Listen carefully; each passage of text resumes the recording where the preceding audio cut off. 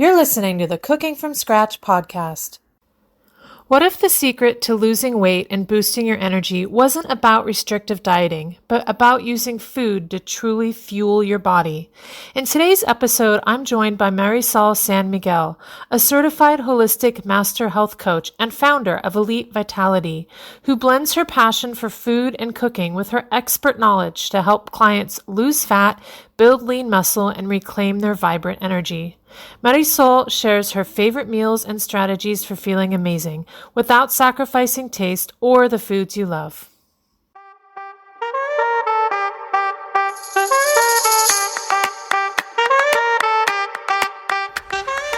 Hi, I'm Aaliyah Iden, and with over 15 years of cooking in professional kitchens and at home for my family, this is the first non-cooking cooking podcast that shares how to make cooking easier so you can feel inspired and motivated to cook in the midst of your busy life. We go behind the scenes and tap into the stories and inspirations of chefs, farmers, and others working with food to reveal what they're up to in their kitchen right now and what their favorite at-home dish is to cook from scratch. This is the Cooking from Scratch podcast. I'm here with Marisol Sanmiguel, and she is a certified health coach. And I would love it if you would tell us a little bit about what you do, because I know you're going to explain it better than I would. Yeah, thank you so much for having me, Aaliyah. It's great to be here.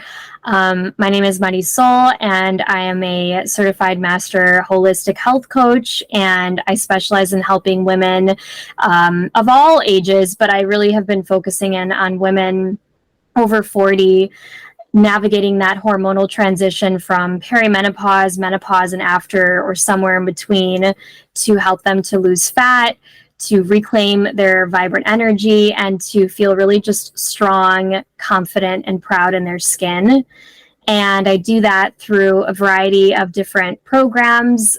And what makes it really special and just so rewarding is my approach, which is through an anti-inflammatory lifestyle. And I do that through movement, through nutrition, and through rejuvenation. So those are kind of like the three legs of the table that I like to explain it as. And we basically dive into how they can better nourish their bodies, choose better foods, learning how to prepare food in a way that feels really empowering, delicious, of course, and then to restore their body and to rejuvenate it with the best type of energy through their sleep practices, through their stress management, in a way that, again, just helps women pour back into their cups again. So that way their health goals like fat loss and feeling more energized doesn't so much become of a fixing problem, but more of like a healing from within,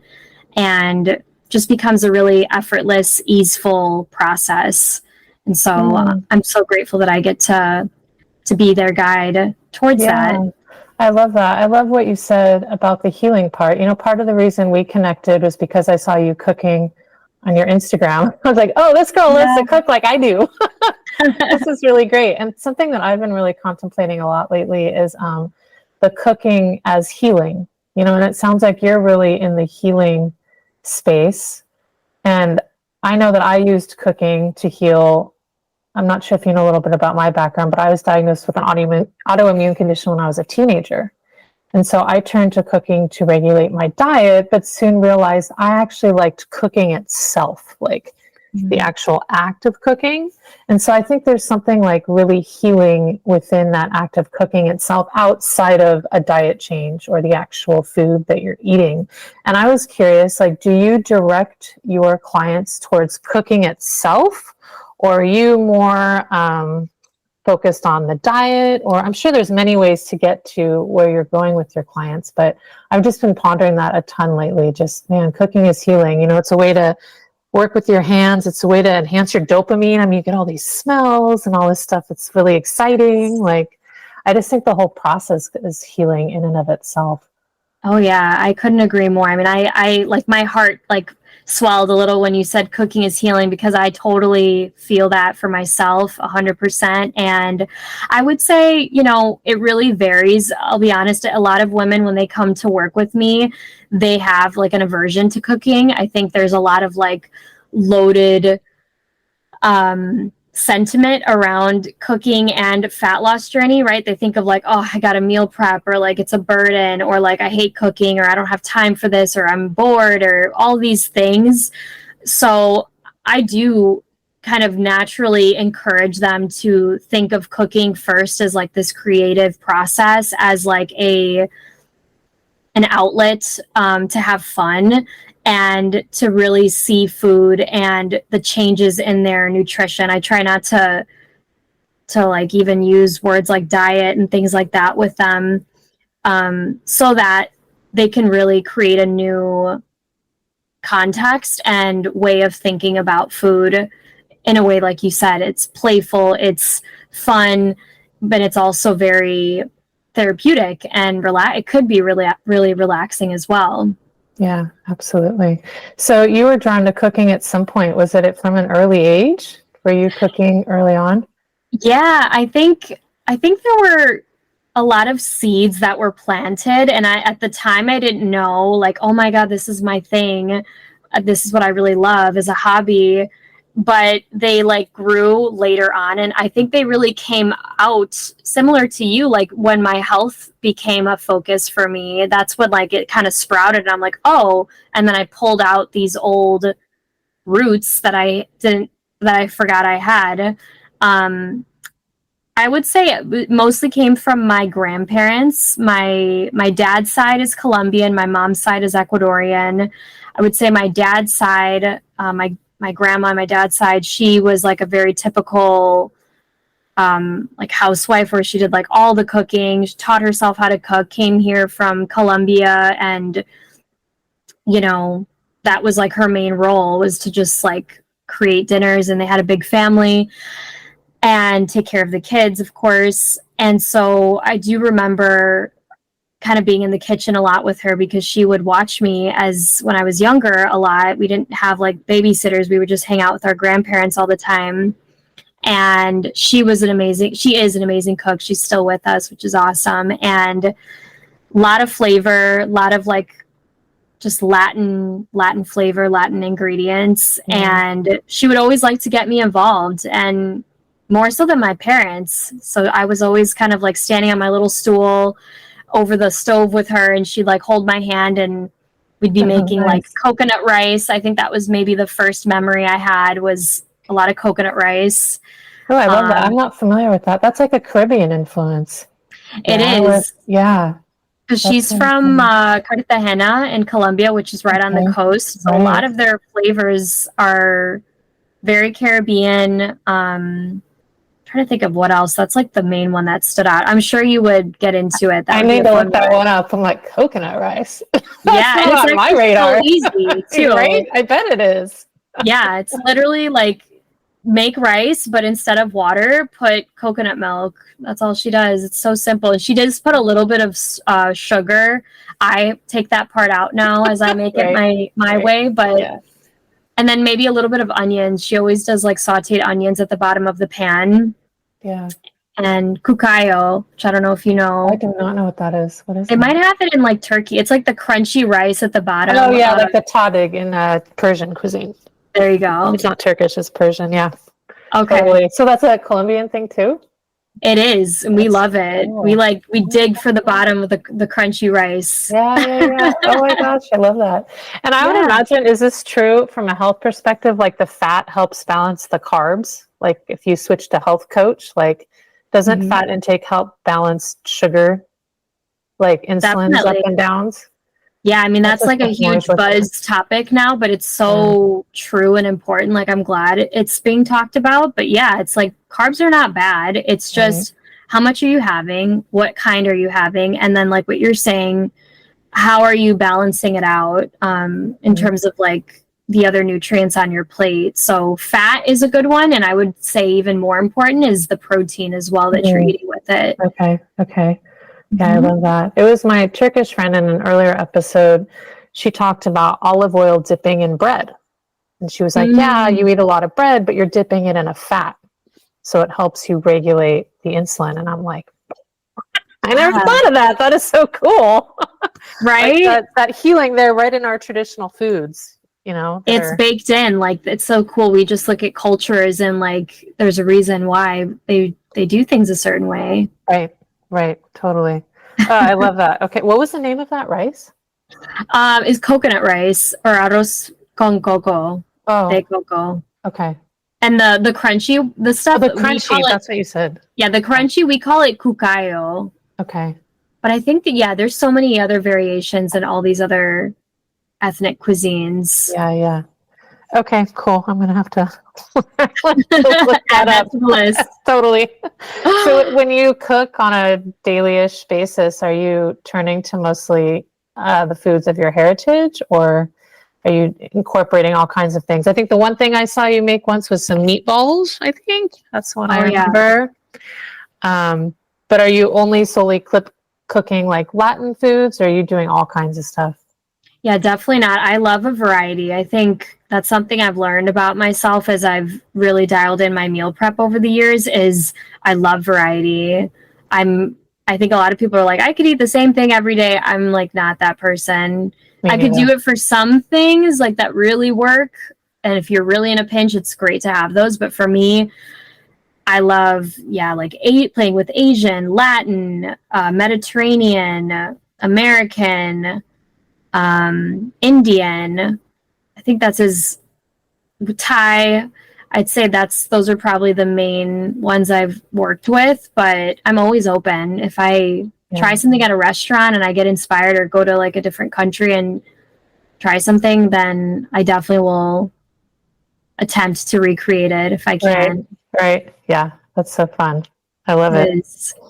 So if you're in the mood for a comforting meal, I know I'm the same way. I can totally relate. I don't like eating the same thing all the time. I'm always looking for something new. But I'm curious what like your comfort food meal might be, or what it is right now. I mean, I know that changes. Mine changes all the time.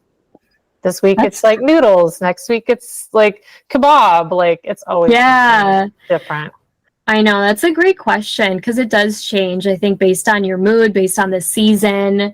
I'd say right now, because it's I'm in Miami, so it's pretty hot and like humid, and it's not the best, but something that I am loving is, I would say if I could pick two categories, like a quick like breakfast or like lunch that I'm really loving, that's very comforting, is this blueberry smoothie bowl, which I know that doesn't sound that exciting, but the key is you make it super thick. So it's like an ice cream bowl, and then you make it extra fun with like the toppings. So I'll put some kind of like granola or like nut mixture and then some almond butter, and I have it with a spoon, and it's just so satisfying because it's like eating ice cream, but it's packed with protein. So I like that. And then for something I'm actually cooking, I really love my whole roast chicken that I dry brine for 2 days. Nice. And it just like comes out perfect. It's very comforting because, it's like juicy, and I just love, like eating something off the bone. There's just something very homey about that. Yeah, I agree. I'm right there with you. I'm the one at my table eating off the bone. My family's like, oh, there goes mom again. Oh, what? Give me the bone.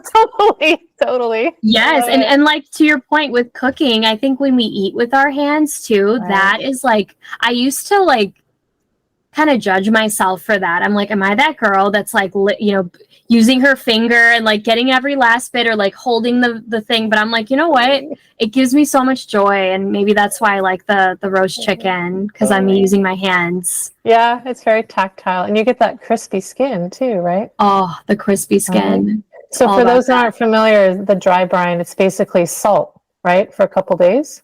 Yep. And salt in the fridge, and then you leave it open so it dries out a little bit, or do you cover it? Like when I dry brine, I leave it uncovered in the fridge so it's even more moisture evaporation. And then you get an even crispier It's basically dry aging. I tell people to like cheat dry age your steak. You just salt it and put it in your fridge for a day or two, and you dry aged your steak. Exactly, right. It's such a simple technique you can use for anything, but that's a great tip. Thank you. Because normally I am putting like a little bit of plastic wrap because I'm like, I think it's like the germaphobe in me where I'm like, I don't want stuff to like accidentally touch it. You need to like put it in the bottom corner of your fridge where no one's gonna like brush their arm against it or something. Like there's that. If the fridge is super full, I might not do that. But when I can, I do try to dry brine, meaning just like open protein, salt it in the fridge, and it's just another level for most proteins. And that's what I suggest for people with turkeys too. Like people every time around Thanksgiving, people are like, so what do I eat? And I'm like, just salt. You can put some spices on there and dry herbs if you want, but just salt it a couple days beforehand. You're good.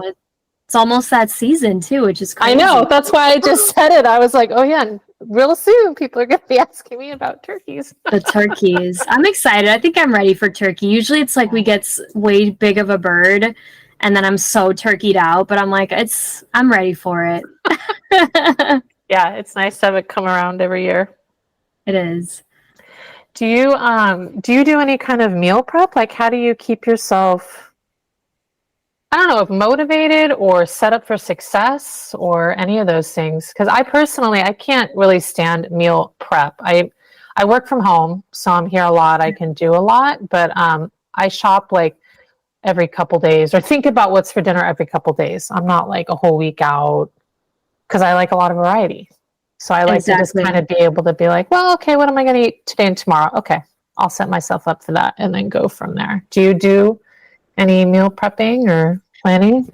I do. I think similar to you, like we were saying, I like a lot of variety. So when it comes to my process and my preferences, I think what's great is if I can make a couple things in advance. Like I think what really works well for me is making a bunch of vegetables and like a starchy carb or two in bulk at the beginning of the week, or like even on a Sunday. Like I'll do rice or a big batch of like sweet potatoes.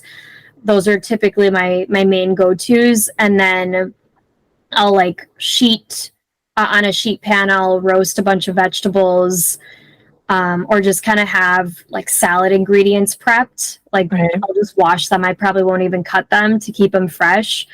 And then typically I will do like the protein. I will cook it that day. But then there are certainly like hacks. Like it does help me at the beginning of the week to write out all the meals that I want. So that way at least I know what's coming. Mm-hmm. So if I have like a whole chicken, I know I have to start the dry brine at least a couple days before. Right. I'm huge into marinating stuff too, like marinating ground meats or like whole pieces of meat, because I think that really does cut down on the cook time as well, because you can prep something for like 5-10 minutes, but then when it's ready to cook, your total cooking time goes way down because you don't need to prep it. You just throw it on the pan in the oven. Very true. And then for a while for breakfast, I was doing this, I call it like my egg veggie loaf, which is basically like a giant frittata that I cook in the oven, and it's like in a huge container, and then I'll just cut that up, and that has really helped me save time for meal prep for breakfast, because I'll just take it out, warm it up, and then have it with like a piece of sprouted toast or sweet potato, and then that's breakfast. Yeah, that's an awesome idea. I know people often get stuck on the breakfast, especially if they're trying to eat more protein. It's like, and then yours is an egg thing, but then if they don't like eggs, it's like they get stuck, you know? And I tell people like, you don't have to eat breakfast food for breakfast. You can have leftovers from last night, or some pre-cooked protein, or some sweet potato, you know, like breakfast doesn't have to be breakfast food. That's such a good point. Yeah, you can make the rules. I think people make it a lot harder with like these, I should be having this, or what does, what should this meal look and feel like? It's really just, I mean, eating what you enjoy, like, and having the variety if you like it. You could do smoothies too. You could do kind of like the smoothie bowl, like I was just talking about. And I also have been loving like this, it's like a cottage cheese pancake. My mom used to make those when I was a kid. It's like a pancake with a lot of cottage cheese in it, right? Yeah. And I don't even flip it. Like you could do that, but I'm not the greatest at flipping. So I'll just pour the batter as like one big thing and shove it in my air fryer oven. And oh, wow. And then I'm like, this is so easy. And that has like 30 grams of protein. So it's just as much as, you know, a bunch of eggs. Nice. So I love that. Yeah. Delicious. If you're ever feeling like tired or uninspired, what do you do? Like, what inspires you to cook or eat well when you don't feel like putting in much effort? Is it, I mean, it seems like obviously would be the health as a health coach. Yeah. What is the thing that's kind of pulling you along when you're like, oh, no, I don't want to? Yeah, I feel like the health part, it's so funny. I didn't even think about that when you mentioned it because I think it's just so like ingrained in me. It's just like, I got to do it. And I'm grateful for that because I know that it takes time to get there. I definitely have health on my mind to keep me going. But I also, like we were talking about, for me, cooking is genuinely fun, and like getting in the kitchen and like it's creative time for me. It's playtime. So if I'm in like a funk or I'm like just not feeling it, usually it's because it's like there's a lot of I have to do this, I have to like prep that, I gotta make dinner, all these things. But if I step aside and kind of let myself have fun of like, what do I feel like eating, or you know, what am I in the mood for, and I'll kind of go on Pinterest and get inspired by like some things and images that I might see, recipes, or even on Instagram. And then I kind of use it as like a challenge of whatever looks yummy, how can I transform it and kind of healthify the recipe. And that's pretty much what I do with everything. But that initial stage of getting curious and trying to create something new, I think is very motivating, because then it's like an experiment. It's like, oh, how good can we make this? Or is this going to be one of my staple recipes? So I love doing that. And I also really love doing that, particularly with baking and coming up with like just yummy, like dessert creation recipes. Cause I don't know what's more motivating than a sweet treat that's also healthy. Right. Definitely. Going. Definitely. I love that. I love what you said about kind of shifting your thoughts, you know, like you don't get caught up in all the I have tos and I shoulds and I need to. Like you're able to step aside and see that that's happening in your head and then kind of break free from it or kind of do something else so that you don't get caught up in that and then just end up not eating well. Because I've noticed that happens for me too. It's me getting caught up in the like just all the junky thoughts that don't do us any good, you know. But when I'm able to just focus on the food and the flavors and the scents and the smells and what I might want to eat that day, then that's what brings me back every single time. I'm like, okay, what do you want? Oh, I want something noodly. Okay, what do you got? Like, what can we make that's noodly, or what can we make that's red meat like, or what's fish, you know, like just I pick an ingredient and then I kind of build out from there and let the food be my inspiration itself. Exactly. And it's easier said than done. I'm not going to lie and say that I'm not always motivated, but I think you could take that and apply it to so many other areas of your life too. It's just, you like build out that vision at the end of like how good it's going to be when you do it, and can you have fun along the way? Right. It's like a pattern interrupt. I love that. So how can people get in touch with you if they want to get in your program or want health coaching, or tell us where you are?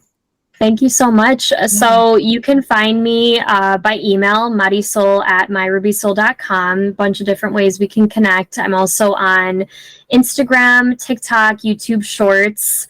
My Ruby Soul is the main handle, and they're all kind of connected to each other. So you can check me out there. I put different videos, and depending on the time of year, I host some different master classes if you want to kind of dive in, learn more about how to take that anti-inflammatory approach to fat loss.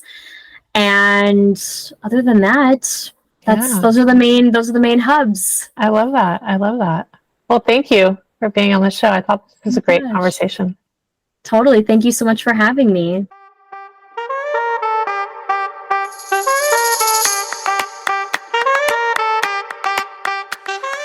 Thank you for listening to this episode from start to finish.